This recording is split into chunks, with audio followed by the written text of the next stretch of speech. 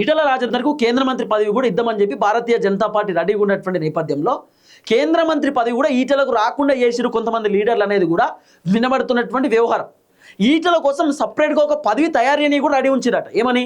ఈటల రాజేందర్ సలహాలు సూచనలు తీసుకోవాలి, సలహా సూచనల కమిటీ. ఈటల రాజేందర్ చైర్మన్ అంటే ఈటల రాజేందర్కు ఆ సలహాలు సూచనలు తీసుకోమని చెప్పి. ఈటల రాజేందర్ చాలా కీలకమైనటువంటి వ్యక్తి కదా.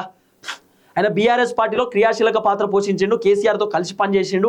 కేసీఆరే భారీ బహిరంగ సభలలో మీటింగ్లలో చాలాసార్లు ఈటల రాజేందర్ని ఈటల నా తమ్ముడు, ఈటల నా తర్వాత ఈటలనే అని చెప్పి రకరకాలుగా కేసీఆర్ కూడా ఆ మీటింగ్లలో మాట్లాడిండు. తర్వాత ఈటల రాజేందర్కు రాజకీయాలు మొత్తం తెలుసు. ఏ టైంలో కేసీఆర్ ఎట్లుంటాడు, ఏ టైంలో రేవంత్ రెడ్డి ఎట్లుంటాడు, వీళ్ళ వ్యవహారం ఎట్లుంటుంది, పాలిటిక్స్ ఎట్లుంటాయి, రాజకీయాలను ఎట్లా మార్చాలి, ఎట్లా గెలవాలి, ఏం కథ అనేది ఈటలకు తెలుసు. ఇప్పుడు అంతెందుకండి, ఈటల రాజేందర్ హుజరాబాద్లో పోటీ చేసి ఓడిపోయిన తర్వాత ఆయనకు మల్కాజ్గిరి నుండి ఎంపీ టికెట్ ఇచ్చుంటే గెలిచిండు. మల్కాజ్గిరి చాలా పెద్ద పార్లమెంట్ కాన్స్టిట్యున్సీ, చాలా పెద్దది, దేశంలోనే పెద్ద కాన్స్టిట్యున్సీ అది మల్కాజ్గిరి. అక్కడ ఈటల రాజేందర్ గెలిచిందంటే తనకు మంచి మాస్ ఫాలోయింగ్ ఉన్నట్టే కదా. ఎక్కడో హుజరాబాద్కి సంబంధించినటువంటి వ్యక్తి మల్కాజ్గిరికి వచ్చి గెలిచిందంటే మామూలు విషయం కాదు కదా.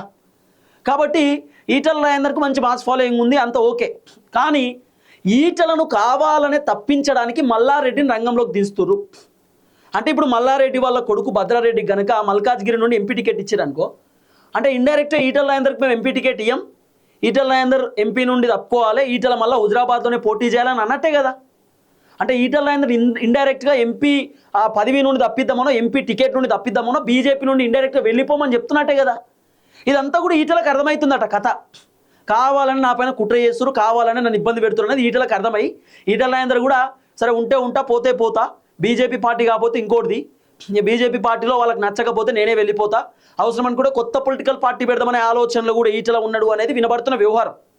కల్వకుంట్ల కవితక్క కూడా ఈటల రాజేందర్తో కొంత టచ్లో ఉందట, మాట్లాడుతుందట. మీరు వస్తే బాగుంటుందన్న, మీరు వస్తే పార్టీ కూడా ఉవ్వెత్తున నడుస్తుంది, మీరు రండి అని చెప్పి ఈటలతో కల్వకుంట్ల కవితక్క కూడా డిస్కస్ చేస్తూ ఉంది, మాట్లాడుతూ ఉంది అనేది కూడా కొంత వినబడుతున్న వ్యవహారం.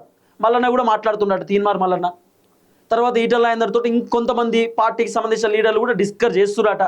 మరి ఇవన్నీ నడుస్తున్నాయి. కానీ అంత ఈజీగా ఈటల రాజేందర్ను భారతీయ జనతా పార్టీ దూరం చేసుకుంటుందా, దూరం చేసుకునే అవకాశాలు ఉంటాయా అనేది ఒక క్వశ్చన్ మార్క్.